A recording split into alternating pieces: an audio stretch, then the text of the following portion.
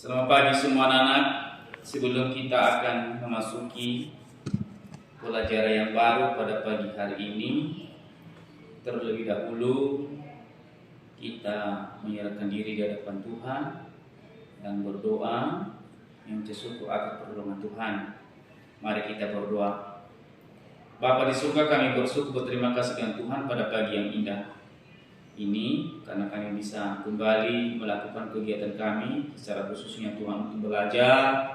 Tuhan tolong, Tuhan berkati kami, jaga dan pelihara hidup kami, dan kami akan belajar tentang firman Tuhan. Tuhan beri kepada kami pengertian pemahaman yang baik, sehingga hidup kami bisa dibaharui oleh Tuhan, dan kami mengerti apa yang Tuhan kehendaki dalam hidup kami. Terima kasih ya Tuhan. Inilah seluruh kegiatan dan rangkaian kegiatan pembelajaran kami pada hari ini. Tuhan senantiasa memberkati kami semua. Dalam nama Yesus kami berdoa. Amin. Pada pagi hari ini anak-anak, kita akan masuk di pembelajaran baru atau di materi yang baru, yaitu memilih untuk bersyukur. Itu didasari dari 3 bagian ayat Alkitab.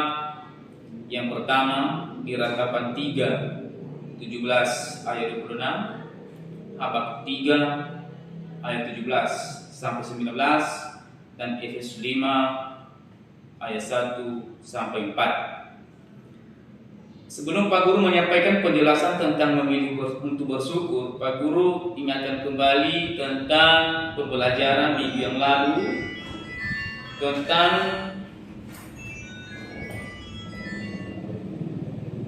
tentang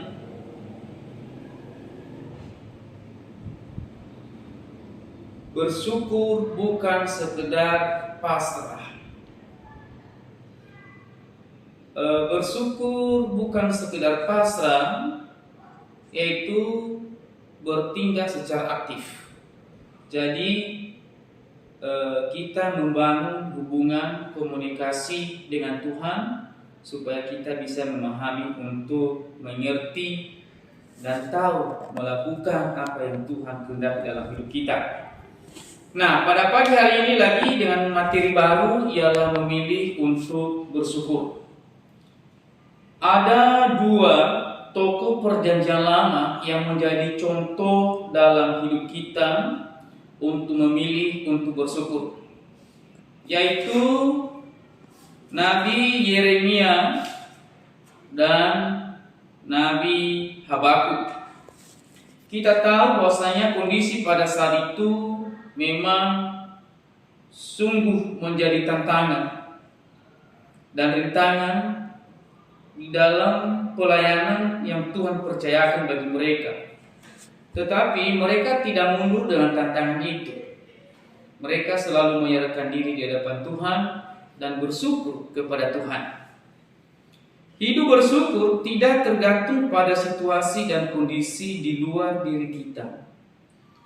Dalam keadaan susah dan berat pun sebetulnya kita dapat memilih untuk bersyukur.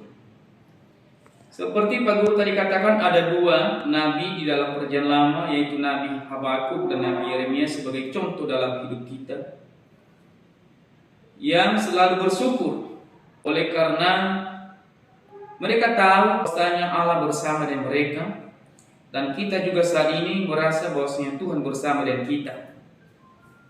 Nabi Habakuk dan Nabi Yeremia adalah contoh yang dapat tetap bersyukur walaupun mereka tengah mengalami kesusahan. Mereka tidak patah semangat dan mengeluh dalam penderitaannya. Ada 4 hal yang dapat kita lakukan untuk belajar selalu bersyukur, bahkan dalam hidup yang berat sekalipun. Yang pertama adalah fokuskan pikiran pada kasih dan karunia Tuhan. Lihat sekeliling kita, selalu ada hal yang bisa kita syukuri.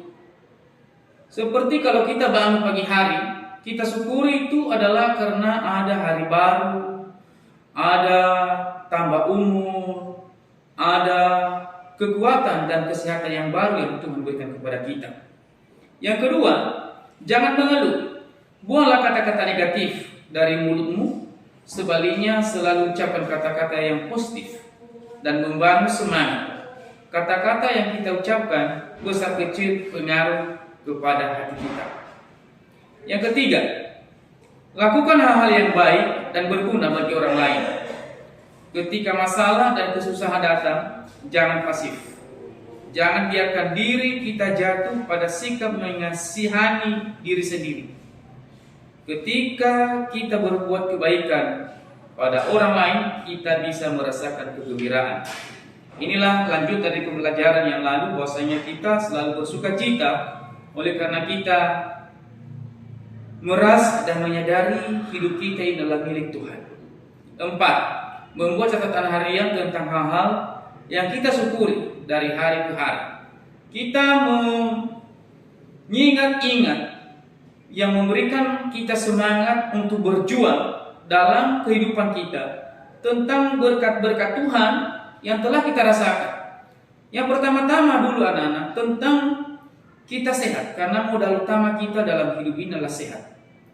Ya, sehat, dan kita bisa beraktivitas, dipenuhi seluruh kita punya kehidupan dan kebutuhan hari-hari seperti makan dan minum. Itu kita syukuri semua kepada Tuhan. Nah, ada 4 hal ini anak-anak yang memberikan kepada kita sebagai teladan dan motivasi atau dorongan untuk kita memilih untuk bersyukur. Anak-anak sekalian, yang menjadi penutup pembelajaran pada pagi hari ini, bahwasanya kita memilih untuk bersyukur oleh karena Tuhan yang telah memilih kita, telah menyelamatkan kita, telah memberikan jaminan bagi kita tentang hidup yang kekal. Inilah yang menjadi kesimpulan pada pembelajaran pada hari ini. Kiranya Tuhan menolong dan memberkati kita semua. Untuk menutup pembelajaran ini, mari kita berdoa. Bapa di surga, kami telah bersyukur dan kami telah mendengar firman Tuhan. Kami telah belajar. Tuhan tolong, Tuhan berkati kami. Tuhan beri pemahaman yang lebih dalam lagi. Roh Kudus bekerja dalam hati kami, sehingga kami sebagai anak-anak Tuhan, remaja-remaja Kristen yang telah belajar firman Tuhan ini, menjadi orang-orang yang bersyukur kepada Tuhan. Orang-orang yang memilih untuk bersyukur kepada Tuhan dan menyadari bahwasanya kami adalah milik Tuhan. Terima kasih Tuhan, kami mau melanjutkan seluruh kegiatan kami. Tuhan tolong untuk berkati kami sepanjang hari ini. Dalam nama Yesus kami berdoa. Amin.